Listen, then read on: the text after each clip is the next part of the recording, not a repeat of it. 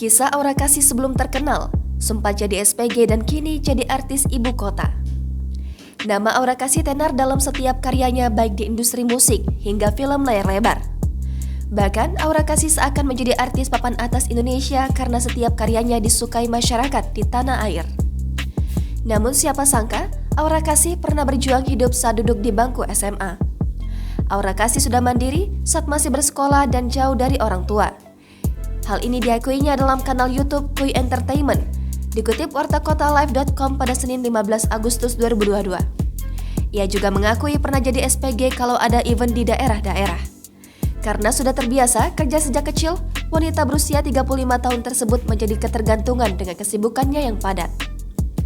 Setelah berhasil hidup mandiri, mantan istri Eric Amaral itu punya prinsip tidak mau bergantung dengan orang lain dalam hal apapun.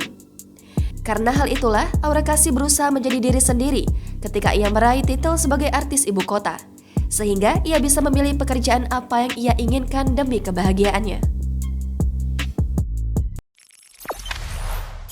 Jangan lupa subscribe, share, komen, dan like ya!